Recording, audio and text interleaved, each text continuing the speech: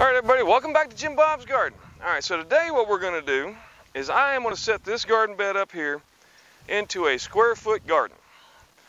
Alright, now as far as the prep going on for this, what I did, I had some nice garden soil in here that I had been building up, and then I let it grow up into weeds all basically since the fall, and now we're into the last part of winter.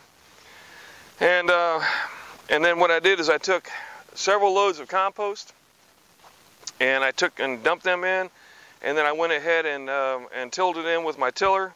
I know that's not no dig, but we're going to try and get there. But the idea is to make sure I've got a nice, good, rich soil here to start my square foot garden in. Now, what is a square foot garden? A square foot garden is an idea, I'm not even sure who actually started it, but it goes back quite a ways. And the idea is that rather than growing one row of crops, which is what I have been doing for a long time, you divide your garden up into square feet. In each square foot, you have different things in the garden. Now, why would you do that? Well, the whole purpose behind it is so that you have, instead of a monoculture, you have a large variety of different items grown in your garden, which confuses pests, which allows them to grow certain vegetables to grow better with other vegetables. It allows you to put some flowers in, to draw pollinators, a lot of different neat things that you can do. And then I'm going to map it all out. I've got a program, which I'll show you in a little while, that I found online. It's part of the almanac.com, and it allows you to plan out your square foot garden. So we're going to give this a shot, and we're going to start it off by doing what I'm doing here. You see, I got my tape measure laid out, and then what I'm going to do is, rather than drawing lines and all that, every foot I'm going to put a nail in, just like so. I'm going to leave a little bit of space so that I can get a string up underneath it before I hammer it all the way down. Now, the reason I chose these nails, they're a fat-headed nail, and they're smooth. So if I run my hand along it, I'm not going to hurt my hand. Let me show you this over here. I think I still got them. All right, if you look right down here, you can see what I had done before. I started to attempt to do this, and I used these little hooks. The problem is I'm always hitting my hand on these hooks. So I'm going to take all these out. I don't like this idea. Plus, now these have been there, gosh, since I built this, so probably 4 years now. So they lasted pretty long, but they're just kind of in the way. And when you're going to dig or doing anything in here, they keep getting in your way. So these will be smooth along the top, and I should not run into that problem. Now, as far as supplies, the nails I'm using, these are just roofing nails. I figure that should hold up in the weather better than some others. My hammer, my tape measure, and some nylon string that I bought at one of the local big box stores. Didn't cost a lot. I can't remember how much it was. But we'll be using this to string it all off. All right, so that being said, let me go ahead and knock out the rest of these nails. All right, so I got my nails all done. You can see along the rows, I've got nails on this side, nails on that side. And what I'm going to do is I'm just going to make a basic slip knot. Now, the way you do that is just take your string, make a loop, bring this around, and then in this area, you're just going to bring that back through, like so, and just tie it like that.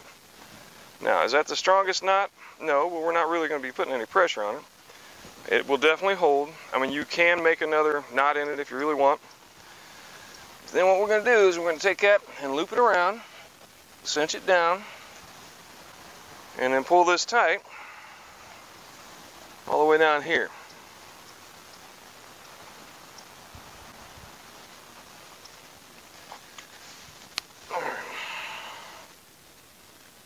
We want a nice, good, tight loop.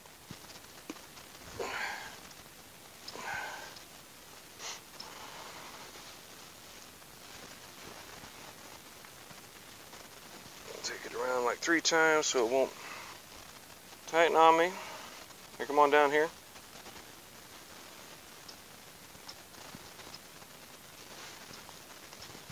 So we're going to wrap it around, pull it tight, and then we're going to pull it around like 3 times, where basically now it's holding itself in place.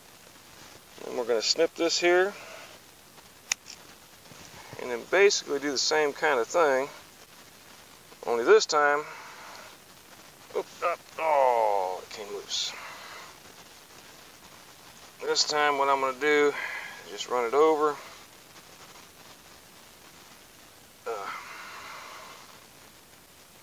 Like so.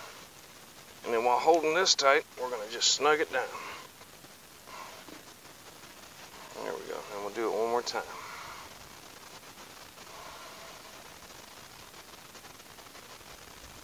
Now keep in mind, the only reason for this string is just as a marker. So we're nice and snug there. We'll take and cut that to a short string. And because it's nylon string, it will unravel if you don't heat it up. Take it like so. And burn it just a tad, just so it melts down into a little piece that will stick together. Alright. Let's do the same thing on the other side.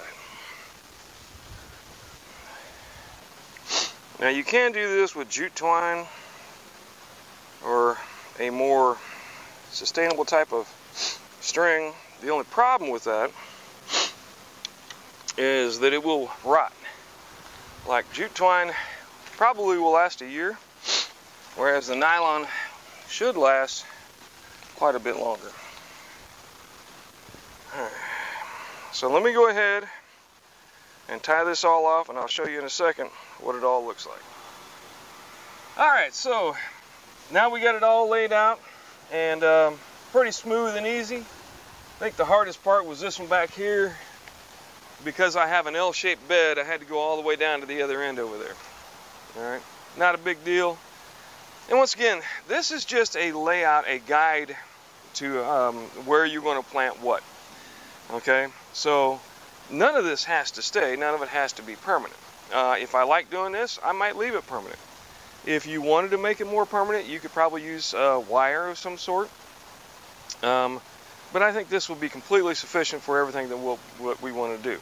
Now, one of the other things about this is you'll see, now that I got this laid out, if I ever decide I want to till this, I either got to do it by hand or I got to cut all the string off. So this will also help to try and keep me from succumbing to temptation to actually till my garden. We're going to try everything we can to avoid it. Now, this is nice, rich soil, and I will come through and kind of loosen up the top before I plant it. Because some of this compost, as you can see, there's still chunks in it that hasn't completely broken down, but that's okay. It's all been tilled in, so it'll break down over time. And then what I'll do is as I find worms in my adventures throughout the garden, I'll keep tossing them in here and hopefully get the worms to really going in this garden bed area. All right, so that's how you set it up. Now what we're going to do is we're going to go into doing the planting and the planting for this particular garden. Now, I want to also let you know, so the way this works, you can kind of see my shadow, and it is somewhere around noon-ish. All right, so you can see my shadow's heading that way, which means that way is north, that way is south. The direction that you plant, well, all right, the direction of the angle of the dangle, so to speak, on the bed is important to remember. What I don't want to do is have tall stuff down here that's going to shade out my vegetables down at this end. Or you can plant it that way so that you plant tall stuff down here, and with the idea being that what you're going to do is shade out for the summertime. All right, which here in Florida, that can be very important. So what I probably will do is I will plant tomatoes down here at this end, and probably some of the different greens right in this area that seem to go well with tomatoes. That way, as the summer continues on, the tomato plants themselves will shade what I've got going on here. All right, and I might do that in several areas throughout the garden, and that's part of the layout of what you want to do and how you want to go about it. Now, obviously, in a section this small, all right, I can't plant 3 tomato plants. All right, now I can plant one here, one there. But in an area this small, I could probably plant you know, 1, 2, 3, 4, 5, 6, 7, 8, 9, 10, 11, 12, 13, 14, 15, 16 carrots. And there would be enough room for all the carrots to grow in that area. Shouldn't be an issue. Also, radishes I could plant, 16 per square. There is a guide, like I said, I've gotten onto a website called Almanac. My neighbor next door recommended it, and so I'm going to check it out. And it apparently tells you how to go about planting what, where, and how many. All right? But I mean, you know, you can kind of logic it out. You know, carrots get about yay big around, so I should have room to put 2 carrots. I mean, they're not going to get any bigger than that. So I should be able to have room to put 4 carrots along here. Same thing with radishes. All right, but if you're talking about a cabbage, you know, cabbage gets yay big around, that's going to take up that whole square. So I probably only want 1 cabbage there, unless I'm going to just harvest them for the leaves. Then I might be able to put 2 or 4, as the case may be. All right, so we'll get back into it. I'll show you what I planted. I would also highly recommend doing this style of planting, that you go ahead and mark everything. Get some labels. Now for labels, you can use anything from popsicle sticks, or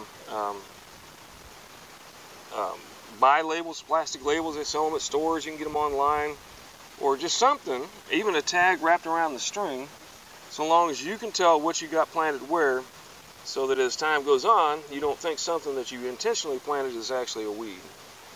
All right, and pull it out. Ooh, I got ants. Not cool, man. Hopefully if I keep planting stuff here, it'll irritate them, make them go away, but yeah. Don't like that. Get away from me, ants. Don't recommend this, by the way. Dig your hands where the ants are, you're probably going to get bit. And ants have a poison similar to, the red ants do, similar to bee stings, so if you're allergic to bee stings, definitely don't do that. But you know me, I like to have my hands dirty. All right, so we'll get back into the planting here in a little while, once I make a plan. All right, so this is almanac.com, and it's the Old Farmer's Almanac. It's got a lot of good information, everything from weather, astronomy, gardening, which is garden planner, and lots of different stuff. And this garden planner that I'm going to use, it's got a calendar, different food recipes apparently. That's pretty interesting. Home and health, stuff for kids, and then a store where you can buy stuff. So we're going to go to gardening. We're going to go to our garden planner. And then once you set up an account, all right, we're going to go here to Start Garden Planner. And then I'm going to go to Open a Plan down here. And I have my garden. Open that plan. And down here you'll see my garden plan. So I'm going to move that up. But you use the left mouse button, you can drag it around, and then the mouse wheel will allow you to scroll in and out. Now I haven't finished this plan, obviously. This is just a small section. One thing so far I haven't figured out, this is actually an L-shaped bed, so I got to figure out if I can get rid of this and join that with that. But as it stands right now, I can just kind of drag it over and make it at least resemble what I've got. Alright, so what I like about it is you can go here to the plants that you have, and you can type in a name. Like I want to, let's say I want to do cauliflower. Alright, so you can start typing up in this area, and it'll allow you to select the plant. Alright, so let's say that I want to put cauliflower somewhere. Then all I got to do is click on that, and once I click on it, I can just take it and place it. Now, one of the things that you do is it kind of gives you a spacing, of approximately how big that area is. But if I want to get rid of that, I just go up here to the delete button up here, get rid of that. And what I'm going to do is I'm going to click up here near plants where it says SFG mode, that's square foot garden mode.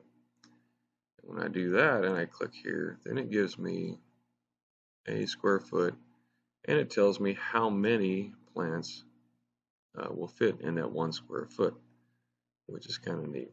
And you can take these and drag them wherever you want, just kind of toss them around, different plants I know I want to plant. And then if you want to delete them, you just, the one that's selected, you go in there, select it, and just delete it. And then you can add them back in as need be. So what I am doing with my plan is I'm looking at where I want to put stuff. Like I know I want a tomato here. So if we click here and we clear this out, all right, then what I can do is hit this button right here where it says show and a heart with companions, and it'll show what are the companion plants for a tomato. Basil, borage, calendula, chives, dill, garlic, lettuce, and so forth. And so then I can kind of plan around what I want in the area around my plants. All right, so it's a pretty neat little tool. I really like that it tells you how many to plant in each square foot, and then it gives you the option to look for companion plants to select for your particular garden needs. All right, so check it out. Let me know what you think, and let's go back to the video. All right, so now what we're going to do is some planting. So one of the things I'm using is a program from almanac.com, which is a subscription service, but this is actually a free trial, and it tells me what to put in each square foot. It's got some really neat tools. It tells you how many to put in each square foot, and it also gives you a list of companion plants that you can plant around the particular plants you got. So right now my plan is 9 garlic here, 9 lettuce there, and it says 9 bush beans, but man, that's a lot of bush beans in that one little tiny spot. So I think I'm going to go with a few less. But we're going to go ahead and plant the garlic. Now if we got 9 in a square foot, you're going to have 3 across by 3 deep, like so. All right, so then we're just going to go ahead and stick them in. Well, maybe I have to dig a little hole. Cover it up. And we'll pop off some of these. Now when you're planting garlic, make sure that you got the pointy side up, the root side down. It won't grow upside down.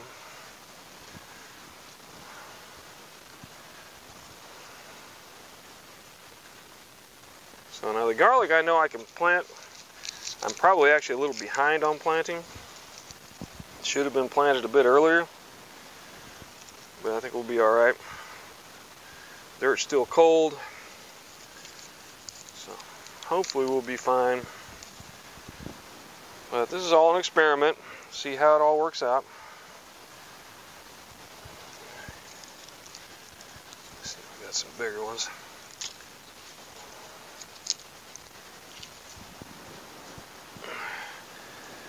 Now, this is a very compacted form of planting, so you're going to have a lot more of each item in a smaller space. And that's the idea. This is a way to get more plants out of a smaller area. Now, for those of you who are doing your first garden out there and you're thinking about growing food for you and your family, this is probably a really good idea to do, primarily because you can plant a lot. Now the reason we only have a 3 foot or 3 foot across is so that I can reach into the middle from the side without ever having to walk on any of this. All right, so it's a really interesting tool. I highly recommend you check it out. Like I said, I got it from almanac.com. It is a free trial period, but I think it's a $30 a year subscription if you want to subscribe to it. Not a bad idea. It's based off the old Farmer's Almanac, which has been a really good thing for a very long time. I'm going to go through, I'm going to plant all of this. Well, some things I'll probably wait on, but primarily I'm going to plant everything that I think can get cold, like lettuce and kale and broccoli. The beans, we'll see how they do. I think they'll be all right though. And then I'll finish the plant up and I'll show you what we got. All right, so thanks once again for stopping by. Check it out. Maybe look into a square foot garden. It's a great way to grow a lot in a very small space. Let me know what you think, and if you got better ideas, you know, give me some information. Give me some input. All right, so thanks once again for stopping by, and y'all take care now. And grow something.